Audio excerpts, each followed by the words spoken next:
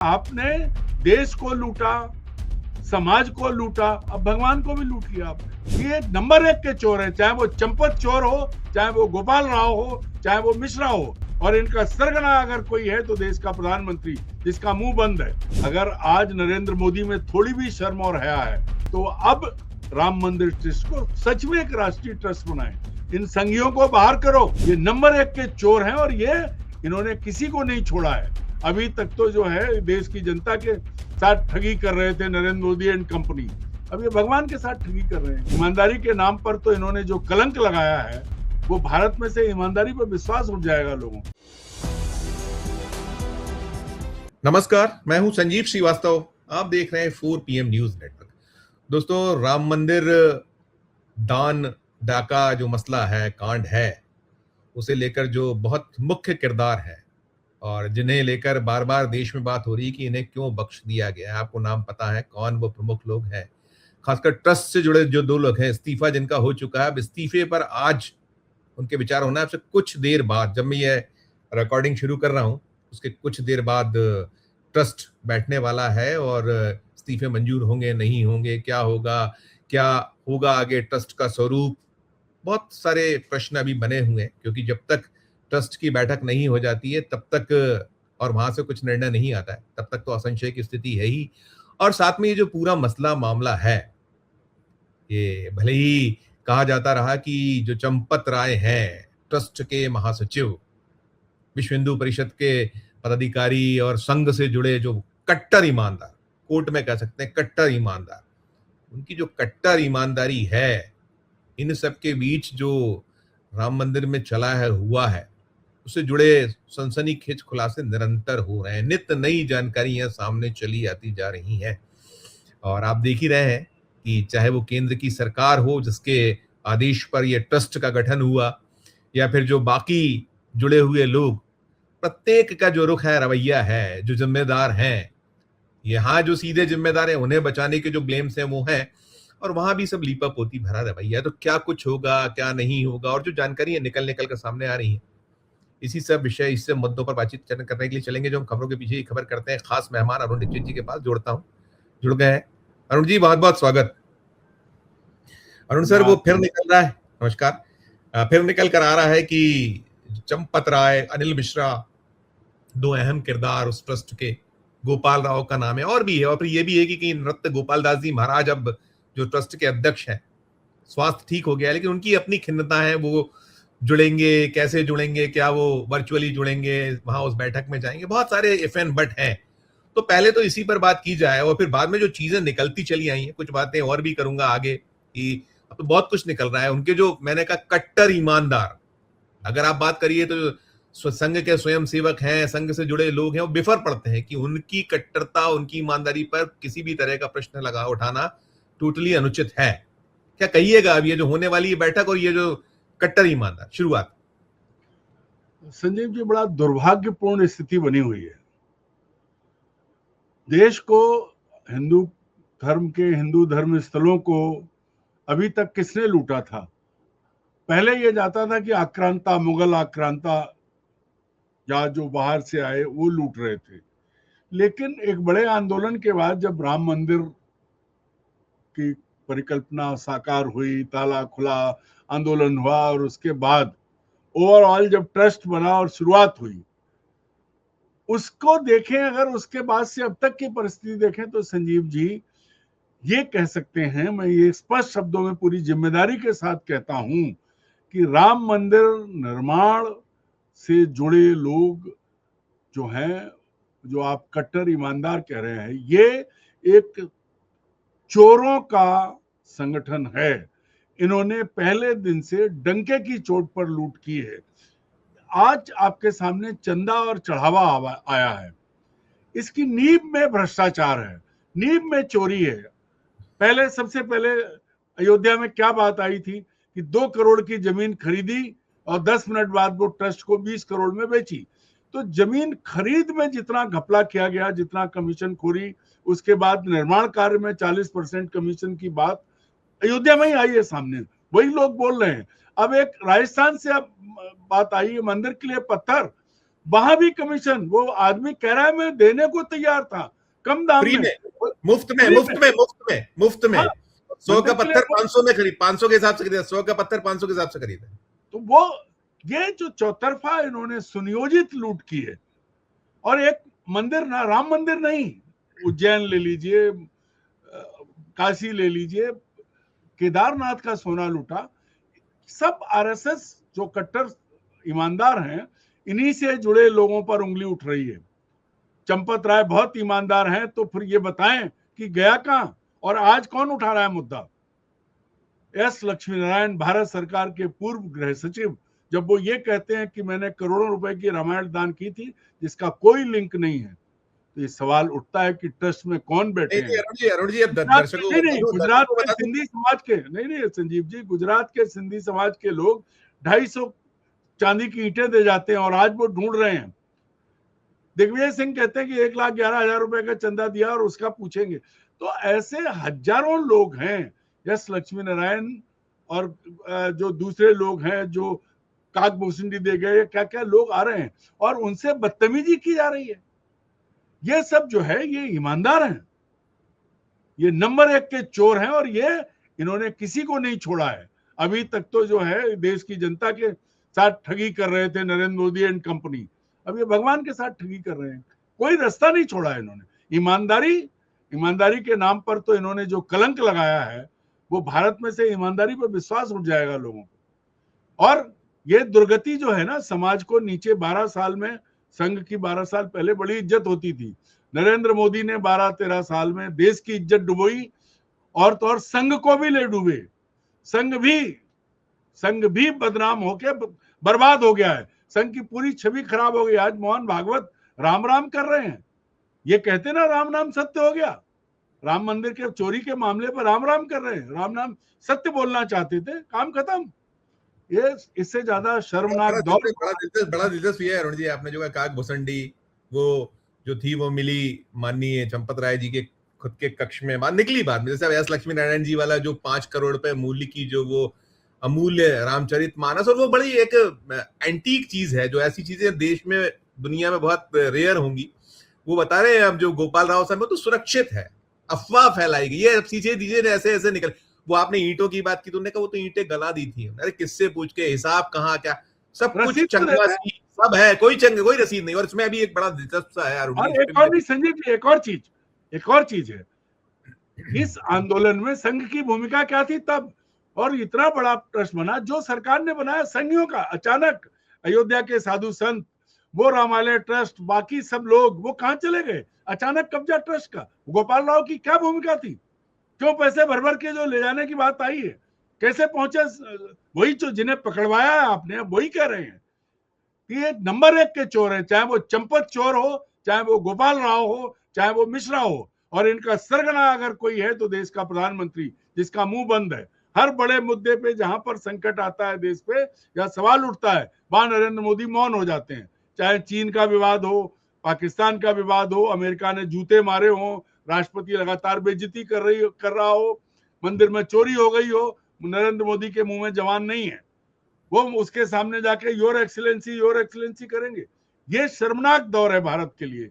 इससे ज्यादा शर्म का दौर न गजनवी के समय आया, न गजनी और गोरी के समय आया। आज जब आप खुद को हिंदू कहते हो, हिंदू हृदय सम्राट कहते हो, हिंदू के नाम पे आप सरकार पर काबिज हो, और आप लूट किसको रहे हो, धोखा किसको दे रहे हो? भगवान को। केदारनाथ में सोना गायब हुआ, बात आई गई हो गई। महाकाल में चोरी हुई, मूर्तियां उड़ गई, जिनको अष्ट धातु की मूर्तियां होनी थी, करोड़ों रुपए गए, वो कहां गया? आप चुप रहे। अब राम, जिनके नाम पर आप सत्ता में पहुंचे, उनको ही लूट लिया। और एक जगह नहीं, चंदा चढ़ावा नहीं है, आपने जमीन खरीद, आपने मटेरियल खरीद, आपने हर जगह लूटा है राम को। इसका जिम्मेदार कौन है? अगर वो आदमी कह रहा है, राजस्थान का आदमी जब ये बात कह रहा है कि मैं देना चाहता था और बाद में कहा गया जान को खतरा होगा, तो मतलब क्या है? ये शर्मनाक दौर है। और इन लोगों को तो सार्वजनिक रूप से, जैसा कि भगवान राम के समय जब होता था ना, उस तरह अयोध्या के लोगों को ही सौंप देना चाहिए कि वही न्याय करें इनका। जिस अयोध्या में ये सब कांड हो रहा है, वहां के वकील आज इतने आक्रोशित क्यों हैं? और वहां हो क्या रहा है? देखिए, वो आया है, अयोध्या विकास प्राधिकरण बना रहे हैं, वो सीढ़ियां गिर गई, विधायक जी बच गए, थोड़ी देर पहले उतरे थे नई बिल्डिंग में। पिछले साल वहां की रेलवे स्टेशन जो नया बना था उसकी दीवारें गिर गई थी। मतलब क्या कर रहे हो आप? सड़कें सड़कें धस गई, क्या क्या नहीं हो रहा है अरुण जी, आप देख तो रहे। और सब गुजराती है वहां, सब सब गुजरात, गुजराती है। बिल्कुल स्थानीय बिल्कुल। लोगों की कोई भूमिका नहीं है, लोग रो रहे हैं, उनका काम धंधा चला गया है। और आपने देश को लूटा, समाज को लूटा, अब भगवान को भी लूट लिया आपने।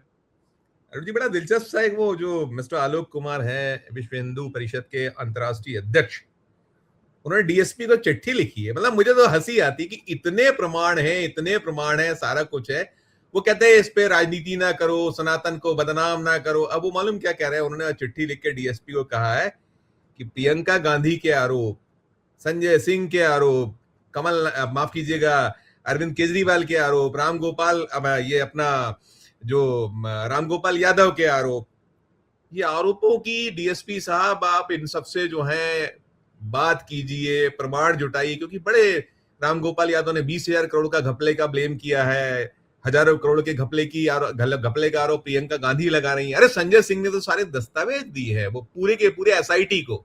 ये तो पानी से आप पप्पा आप कहते आप हैं, आप आलोक आप, कुमार आप यहाँ गांधी कह रहे हैं और अपने उस पे किसी पे नहीं, आप उसको देख भी नहीं रहे हैं आप, और यहाँ आके कह रहे हैं कि ऐसा करिए, क्या कहिए? बेशर्म आदमी है ये, आदमी बेशर्म है। ये जो है, ये सारे पापों को ढकने की कोशिश कर रहा है ये आदमी। अशोक सिंघल को याद कीजिए, क्या योगदान था। ये चले आए अचानक, विश्व हिंदू परिषद के मुखिया बन गए। किसने बनाया? हम तो नहीं मानते ऐसे चोरों को। अब हम विश्व हिंदू परिषद को ही नहीं मानते। हम पुश्तैनी हिंदुस्तानी हैं, सनातनी हैं, तुमसे ज्यादा हैं। तुमने तो लूट लिया। ये सब बनिए बैठे हैं, चंपत राय, बंसल, ये जो जिनके नाम ले रहे हो, इन्होंने सिवाय लूटने के क्या किया है? आज ये सवाल उठा रहे हैं कि प्रियंका गांधी, संजय सिंह, रामगोपाल यादव। तो आप बोलो ना, आप सच बोलो। आप ये बताओ कि ये जो चीजें सामने आई, कैसे चीजें गायब हुई, कैसे टिन्नू यादव और उनके घरों में नोट निकले, कौन इनका मुखिया है? आज जवाब दें कि जो योगदान विनय कटियार का है उसकी तुलना में 1% इनका है, आलोक कुमार जी का। आज विनय कटियार जो कह रहे हैं उसको इन्हें सुनाई नहीं पड़ रहा है। उमा भारती और विनय कटियार, मुरली मनोहर जोशी, इन सबने मुकदमे झेले, तब कहां थे ये बेशर्म बेहया लोग हैं। और इनको भी उसी चंपत राय के साथ खड़ा करके इनका भी पादुका पूजन अयोध्या के चौक पर होना चाहिए। ये सब चोर हैं, इन्होंने हमारे समाज की इज्जत खराब की, दुनिया में स्थापित कर दिया कि हिंदुओं में मंदिरों में चोरी होती है, मंदिर बेकार हैं, बदनाम इन्होंने कर दिया, प्रमाणित उसको। क्योंकि एक नया मंदिर खड़ा हो रहा था जिसका प्रचार ये था कि वो राष्ट्रीय अस्मिता का प्रतीक है, लेकिन वो राष्ट्रीय शर्म का प्रतीक इन चोरों ने बना दिया उसको, कि राम के घर में चोरी। अब तो राम पर ही सवाल उठ रहा है। हे राम, राम राम ये कर रहे हो, राम नाम सत्य तो आपने उनका कर दिया। आज एक बात और प्रताड़ित हुआ कि ये जो माफी वीरों का संगठन है, इसने देश की आजादी में कुछ नहीं किया। अब आप राम को लूट रहे हैं और आप कह रहे हैं कि ये लोग गलत बोल रहे हैं। वो उसने मुख्यमंत्री, उप मुख्यमंत्री ब्रजेश पाठक, मैंने पिछली बार आपके शो में कहा था, एक जमाने में मायावती के पांव छूता था। अब कह रहा है अखिलेश यादव मंदिर की बात क्यों कर रहे हैं, मस्जिद की करें। अरे तुमसे ज्यादा सब हिंदू हैं और सबने बात की, चोरी हुई है उस पर बात करो ना। कैसे? जवाब दो एस लक्ष्मी नारायण के, सड़क छाप आदमी नहीं है, भारत सरकार का सबसे बड़ा नौकरशाह है। बताओ बताओ सिंधी समाज को कि उनका जो उन्होंने सामान दिया उसका ब्यौरा कहाँ है, और गलाया गया तो क्या किया गया, कितनी आमदनी हुई, इसका ब्यौरा दो। पूरा सिंडिकेट सामने आ चुका है, क्या क्या चल रहा था। आपके कहने पर नियुक्तियां हुई, आपके कहने पर सारा कुछ, आपने सब कुछ आपके। अब अरुण जी, इसमें हो रहा है कि आज जो बैठक, अब हम अभी चर्चा कर रहे थे, हमारे दर्शकों के नहीं एक चीज, ये उस बलात्कारी राम रहीम आचाराम को सम्मान के साथ मंदिर के लिए वो कर रहे हैं, और वो विनय कटियार से पूछते हैं आप आए कैसे, आप कौन हो। इससे ज्यादा शर्मनाक ये गोपाल राव, ये चंपत राय, मेरा बस चले तो इनको तो सड़क पे दौड़ा दौड़ा के मारूं मैं। इन्होंने जो चोरी की है, और ये इनका, और ये बेशर्मी से कह कैसे रहे हैं। डीएसपी को चिट्ठी ले रखे हैं, विश्व हिंदू परिषद के अध्यक्ष मोदी को लिखो ना कि आप ट्रस्ट के मुखिया हो, सफाई दो, ये आरोप लग रहे हैं, मुंह खोलो, तब तो माने कि हाँ हिंदू, नहीं तो आप भी गुलामों के हो। अब परिषद तो गुलाम है, आज क्योंकि गुलाम नहीं होती तो डॉक्टर तोगड़िया, उनको क्यों फेंक दिया बाहर निकाल के? क्यों? कि वो बोलता वो बिकाऊ नहीं था। ये सारे बिकाऊ हैं और चोरी में शामिल है। नहीं तो इनको आके सामने आके बात करनी चाहिए। बिल्कुल बिल्कुल नहीं, अब ये निकल कर आ रहा है। जब मैं ये कर रहा हूँ, हमारा जब ये प्रोग्राम हाथों में होगा दर्शकों के, तब तक शायद कुछ ही वक्त शेष रहेगा और बैठक हो जाएगी। बाद में तो हो चुकी होगी, फैसले हुए होंगे, जो भी आएगा निकलेगा आगे हम करेंगे। लेकिन अब इसमें यही आ रहा है कि कोई एक जो विश्व हिंदू परिषद के कोई अंतर्राष्ट्रीय महासचिव बजरंग लाल बागड़ा, वो जो है चार्टर्ड अकाउंटेंट भी हैं और उन्हें बड़ा अनुभव है, वो अलग अलग उनके पास में इस तरह का संस्थाओं में रहे हैं, तो इस तरह की बात आ रही कि वे हो सकते हैं, चंपत राय की जगह ले सकते हैं। और भी कुछ बदलावों की बातें ये होंगे। क्या हम उम्मीद की जाए? एक तो एक चीज ये पूछना है, और दूसरी एक बड़ी दिलचस्प सी जो चीजें निकल कर आ रही हैं उसमें ये आ रहा है कि नृत्य गोपाल दास जी तो नहीं जाने वाले, ये निकला हुआ था अब तक जब तक मैंने सुना। और वो ये भी है कि वो अध्यक्ष इतना बीमार है, उनको देखने कोई ट्रस्ट का कोई पदाधिकारी गया नहीं, कोई सदस्य गया नहीं। ये भी बड़ी विडंबना है कि आप क्या चल रहा है, कैसे चल रहा है? संजीव जी, नृत्य गोपाल दास जी का संघर्ष सब जानते हैं, और वो इन चोरों की मंडली में शामिल नहीं थे, इसलिए वो शुरू से उपेक्षित है। अयोध्या के लोग उपेक्षित हैं, अयोध्या का समाज उपेक्षित है, अयोध्या में जो राम के लोग हैं वो उपेक्षित हैं। कब्जा करके कौन बैठा है? नगीना का कलंक चंपत राय बंसल, वहां भी चोरी की है इसने, अब सब सामने आ गया है। बाकी कर्नाटक का वो गोपाल राव, जो गैर जिम्मेदार, जिसने चोरी करवाई, माल वहां पहुंचाया, सब चीजें प्रमाणित हो रही हैं, और ये बैठ के सीना चोरी कर रहे हैं। अगर आज नरेंद्र मोदी में थोड़ी भी शर्म और हया है तो अब राम मंदिर ट्रस्ट को सच में एक राष्ट्रीय ट्रस्ट बनाए, इन संघियों को बाहर करो।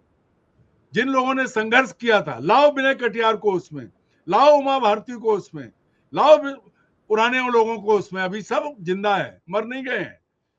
ये जो नंबर 1 के घोषित खानदानी चोरों को जो आपने बैठाया हुआ है, इनको दूर करो और देश के लोगों को उस ट्रस्ट में शामिल करो, तब जनता का विश्वास आएगा। राम को तो राम जाने राम क्या करेंगे, उनकी लाठी में मार, उनकी मार जो पड़ती है उसमें आवाज नहीं होती, उनकी लाठी बोलती नहीं है, चटाक नहीं करती है, सड़ सड़ के गल गल के मरेंगे ये लोग। लेकिन आज जरूरत यह है कि अगर ये ठीक हैं तो आज एक राष्ट्रीय ट्रस्ट बनाओ, सबको शामिल करो, और वो एकदम खुली किताब की तरह हो, जैसे खुले दिल से लोग जाके भगवान को अपनी श्रद्धा से पत्र पुष्प जो कुछ अर्पित करते हैं उसका रोज का रोज हिसाब बने और जनता को पता रहे। आजकल तो एक बटन पे है, बिल्कुल एक क्लिक पे है, सब कुछ कंप्यूटराइज है, करो आप तो।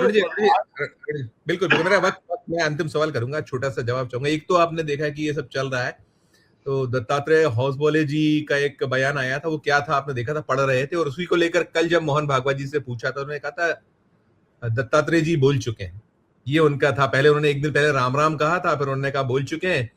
और मैं आखिरी सवाल ये करना चाहूंगा, मतलब मेरे मन में जो जिज्ञासा है इसको आप शांत कीजिएगा। ये जैसे कह रहे हैं सारे लोग कि चंपत राय कट्टर ईमानदार, ये तो राम जी भला करें कि कट्टर ईमानदार के हाथों में थी, अगर कोई बेईमान के हाथ में होती तो फिर क्या होता? आखिरी सवाल मेरा कहना है कि अगर इस सब इतने प्रमाणों के बाद ये बेशर्मी से अगर ये कहते हैं वो कट्टर ईमानदार, जिसने वहां एक परिवार की नगीना में जमीन खरीद हड़प ली थी इन लोगों ने, उल्टा उन्हें मुकदमा करवा दिया पुलिस के जरिए, परेशान हुए और हाई कोर्ट मामला पहुंचा। ये खानदानी चोर हैं, अगर इनको कट्टर ईमानदार कहते हैं तो फिर ये जो आरोप लगते हैं कि ये माफी वीरों का संगठन है, राष्ट्रीय स्वयंसेवक संघ का देश की आजादी में कोई योगदान नहीं है, और अब तो ये भी है कि ये महमूद गजनवी से आगे निकल गए, तो अब क्या कहोगे इसके बाद? इसके बाद इनके कहने के लिए कुछ नहीं है। नहीं तो अगर नैतिक साहस है, मोहन भागवत, अगर आप शिलान्यास समारोह में गए थे, उद्घाटन समारोह में गए थे, तो आप इतनी शर्म कीजिए, आइए, कुछ मत करिए, एक बयान ही पढ़ दीजिए हौसबोले की तरह और कहिए कि संघ की कोई भूमिका नहीं है, और त्याग दीजिए ये सारी व्यवस्था।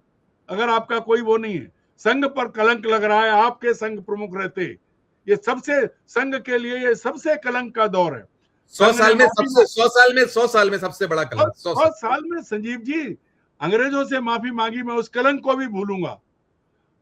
जहां पिछले सालों में आजादी में जो कुछ किया आपको सब भूलूंगा, लेकिन आपने राम के साथ गद्दारी की है, जनता के साथ गद्दारी की है, राम के चढ़ावे को आप खा रहे हो। अगर आपने, इससे बड़ा कोई कलंक नहीं है। और अगर इस कलंक के रहते याद किए जाएंगे सबसे कलंकित सरसंघ चालक मोहन भागवत, अगर अभी भी वो नहीं बोलते हैं तो माना जाएगा कि इन्होंने भगवान का पैसा, चाहे केदारनाथ से चोरी हुआ, चाहे उज्जैन से चोरी हुआ, चाहे काशी से चोरी हुआ, चाहे जहां से भी चोरी हो रहा है, अयोध्या तो है ही है, अयोध्या में तो लूट हुई है, इसके लिए संघ जिम्मेदार है, क्योंकि संघ के कथित ईमानदारों ने ये सब किया है।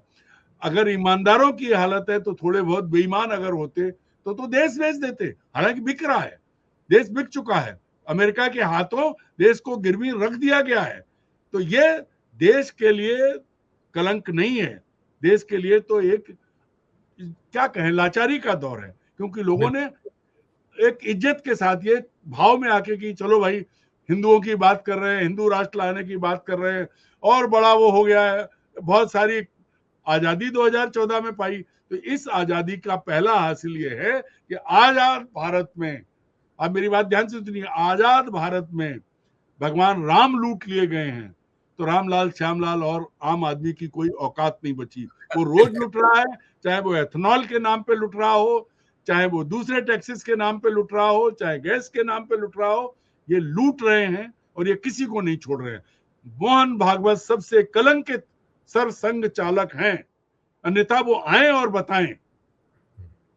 बहुत बहुत बहुत बहुत शुक्रिया अरुण जी, बिल्कुल आपने ठीक फरमाया। हमारी निगाह नजर वो 3 बजे जो बैठक होनी है उस पर होगी, क्या निकलता है हम देखेंगे और कल फिर चर्चा करेंगे। लेकिन आज जो हम पूरे का पूरा सीन है उस पर आपने जो विचार रखे, जो अपनी एक विश्लेषण करके दिया, बहुत शुक्रिया, बहुत आभार अरुण, धन्यवाद। नमस्कार सर। तो दोस्तों आप सुन रहे थे अरुण दीक्षित जी को, अरुण दीक्षित जी बता रहे थे, आपने सुना एक एक उसमें कोई कहीं कोई लाग लपेट नहीं है, दो टूक बात है।